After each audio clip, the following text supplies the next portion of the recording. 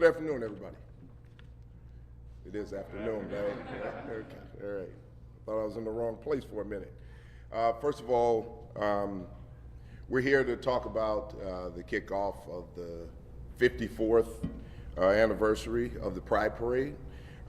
Before we get into the talking points around public safety as it relates to the parade, I'd like to introduce everyone that we have up here. First, 44th Ward Alderman Bennett Lawson, our Chief of Patrol John Hine, our CPD Director of Equity and Engagement Mike Milstein, 19th District Commander Amin Jasani, and also up here with us, we have our Pride organizers, Steve Long, Tim Fry, and Alex Riolo. Just want to make sure that I say that right. And lastly, we also have our LGBTQ plus liaisons who are going to be out there. So let me just start by saying this. This parade kicks off every year, and last year was no different. And it went off really well. The parade itself goes off well every year. It's the events that occur afterwards. And we're going to get into that. Before we get started with that part of it, I'd like to talk a few things about safety. One of the things that we're expecting is 94, 95 degree weather this weekend. That's always tough. Along the parade route. You're talking conditions where people could become dehydrated, pass out. Along that parade route where we will have plenty of officers lined up so that you can go to them if you have an emergency situation, be it public safety or someone has fallen ill, gotten sick, passed out, or just needs some type of assistance. There are markers along the parade route where they can look up and they can give an exact location of where they are. That's going to help us find whoever's looking for that emergency assistance. So let's make sure that everyone understands that there's a way to get help to you immediately if you look up and you look at those markers. And if you see something along the route, criminal activity, someone who's in need of emergency assistance, someone who's sick, please make the call 911, let us know exactly where you are and we'll get someone there immediately. First and foremost, the safety of everyone along this route is our first priority as the Chicago Police Department. We're going to make sure that we do that. Now, we work along with OEMC, our Office of Emergency Management, and the fire department. We work in lockstep with them to make sure that these things go off well. So it's not just the police department, but the partnership with the other agencies who help us get to those locations quicker. And then if we need to call for assistance, for help, someone who's in need of an ambulance, we're there to do that. So that partnership works really well. We also work closely with our aldermen. Anything that's needed, any communication. Working along with the organizers has always been a great way of communicating to make sure that all of the rules are followed and any expectations are met. We are going to have sufficient resources, not only along the parade route, but after the parade is over in Lakeview and Lincoln Park. We want to make sure that what we've seen in the past, where we've had people who have come into the neighborhood after the party is over and they engage in violent acts, they engage in vandalism, they engage in reckless conduct. That's not something that we're going to tolerate, all right? People have the right to have peace in their communities and their neighborhoods. When you come out to a parade, you should be coming out to have fun, enjoy the festivities, see everything that's going on, and then enjoy the rest of your day peacefully. We're not going to tolerate people who come down after the parade to take over the streets, to engage in that reckless behavior, fight, and in some cases, bring weapons. Last year, we made 52 arrests. We will do the same if we have to. We don't want to make arrests if we don't have to. If we don't have to make arrests, that means that the day went well and everybody behaved the way that they were supposed to. We want everyone to enjoy the festivities of the parade. We want them to enjoy the neighborhood, the restaurants, the party venues, wherever you're going to go. But we want you to do it peacefully, and we want you to follow the law. So just let me be clear about one thing. If you come down to break the law, Chicago Police Department is going to hold you accountable. All right, I'll say that one more time. If you come down to break the law, we will hold you accountable. So everyone has the right to be safe, and we're going to make sure that that happens. Again, I want to thank Alderman Lawson for just the communication across the board. Because of the communication last year, we had a much better parade and a much better ending than we had the year prior. So I expect the same this year, and the communication has been great, so I just want to say thank you, Alderman, for that. With that, I'm now going to bring up the Deputy Director, Mike Milstein, to talk to you more about some of the resources that can be provided during the parade. Mike? Thank you, Superintendent. And I just want to also express our gratitude to the Center on Halsted for hosting us in their space today. I just want to take a quick moment to highlight some of the work that CPD is doing to better support and engage with our LGBTQ+ community across the city. CPD has actually partnered this year with the Center on Halsted to develop an in-person training that every officer across this department is going to be receiving by the end of this year. This training goes beyond the basics. It's actually designed to help deepen officers' understandings of the LGBTQ+ community and equip them with the tools to serve individuals in more supportive and meaningful ways. And while CPD has done LGBTQ+ training in the past, this actually marks the most comprehensive and meaningful curriculum to date specific to the LGBTQ+ community. What sets it apart is that it's actually informed by real and lived experiences from community itself, ensuring that what our officers learn is actually grounded in truth, dignity, and relevance. And we understand how critical this training is as we continue shaping a future that's rooted in fairness, respect, and trust. It gives our officers the opportunity to better understand how to foster trust and progress with the LGBTQ+ community. So again, I just want to express our deepest gratitude to the Center on Halsted for their leadership and partnership with us in developing this curriculum and for their sharing of wisdom and expertise with us throughout this process. We're also proud to highlight that since 2021, the Chicago Police Department has established LGBTQ+ liaisons who are up here with us today. These are both sworn officers and non-sworn civilian members of our team who help to serve as bridges between CPD and LGBTQ+ communities and individuals, organizations, and neighborhoods all across our city. These liaisons help ensure that our department remains responsive, informed, and proactive in meeting the needs of the queer community. And moments like this really underscore the progress that we've been making in helping to bridge the gap between law enforcement and the LGBTQ+ community. This Sunday, as our CPD members will walk in the Pride Parade, we're reminded of how far we've come, but of also how much more work that we still have to do. And we remain committed to doing that work. We remain ready to listen, ready to learn, and ready to grow so that every person in Chicago, especially our LGBTQ+ members of our city, can feel safe, respected, and supported by this Chicago Police Department. And so with that, I will now turn it over to Alderman Bennett Lawson of the 44th Ward.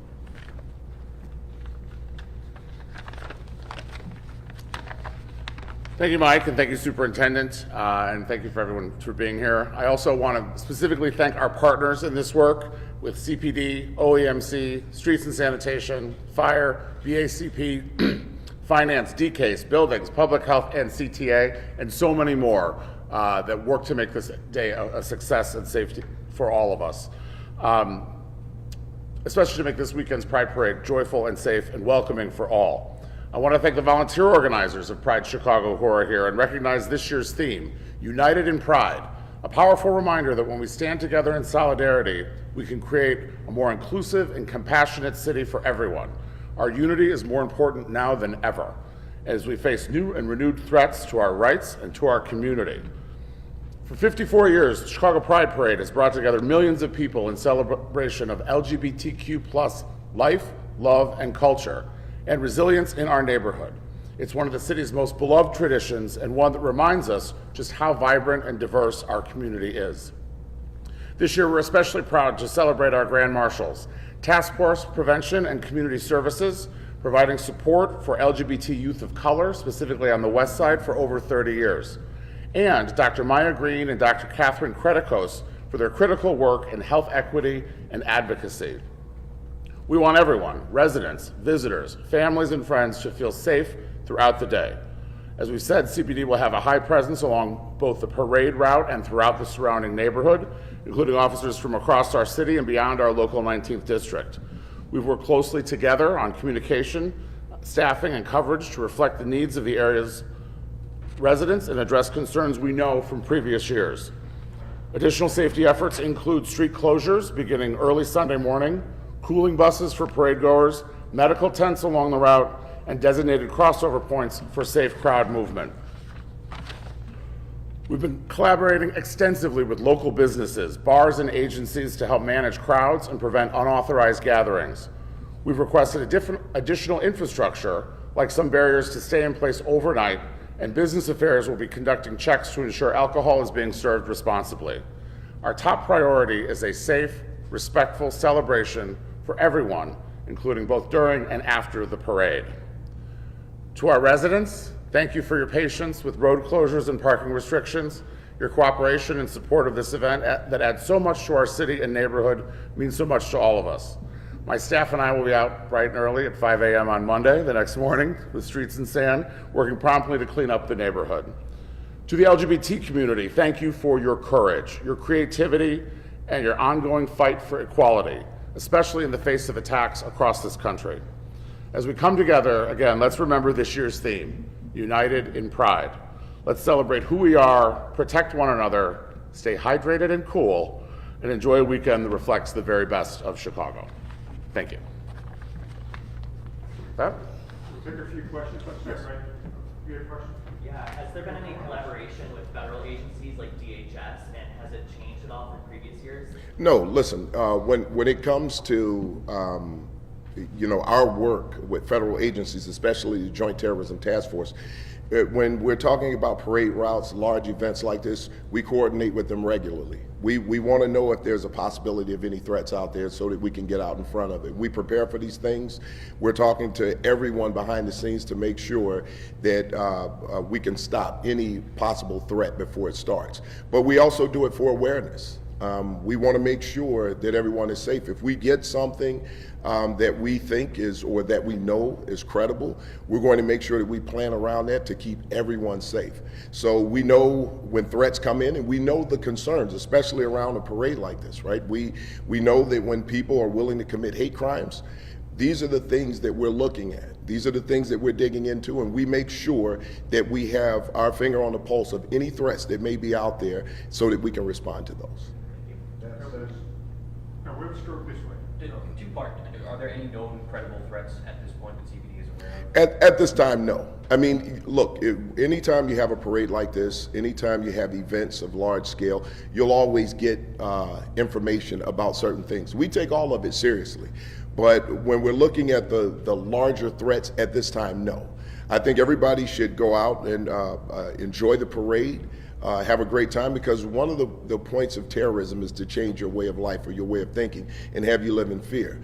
We here, as the Chicago Police Department, we're here to help make sure that everyone can go out and enjoy themselves and enjoy the fruits of everything that this country has to offer. Bouncing off that, for the superintendent or the alderman, I'm curious what you're hearing from residents, even members of the LGBTQ plus community, leading up to this. Obviously, you mentioned the climate is a little different this year. Is there anxiety? Is there maybe more excitement to come out, and put on a big celebration? I'm curious what you're hearing. Well, here, I'll say this, and then I'll turn it over to the alderman. I've had conversations with the alderman about these concerns, and CPD is quite aware of it, and I'll let the alderman take over. Great, thank you. I think you're right, it's both. People that have additional concerns given the national environment, and people who feel the need to be part of Pride because of the national environment. What I've told people is that we have never taken this parade for granted when it comes to safety. We have updated constantly the entire 20 years I've been involved, learning from other parades and other incidents, whether that was in Boston or in Nice. or New Orleans, right? And so that's always been a factor for us. I think the weather may be a bigger determinant on the crowd than the spirit, but we'll be ready for both. Yeah, thank you. My question's either for superintendent or deputy director. I'm just curious, even if you don't have an exact number, maybe even if just a percentage would be helpful.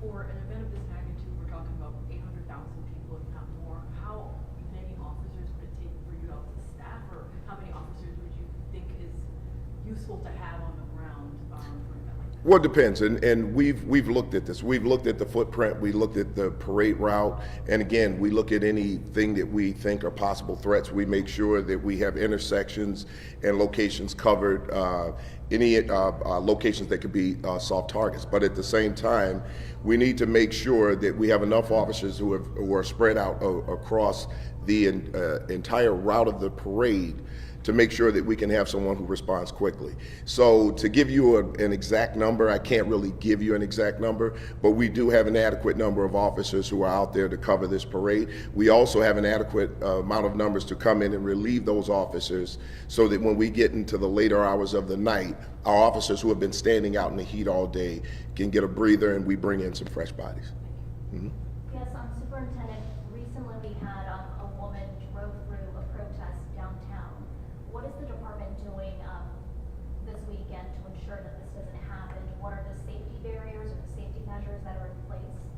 So here's what I'll tell you. That was more of a spontaneous type of protest. This is something that we've been planning around, and we plan around these things all year. And when we know what the footprint is around a location like this, we can look at those locations to make sure that we don't have traffic flowing into the parades. We work along this all the time. What you saw that particular day was a pop-up protest where people broke off into fragmented places and started to walk around. So it was a little harder at that time to get control of one situation that could occur like that. But I can guarantee you the Chicago Police Department is making sure that we have all of those avenues covered.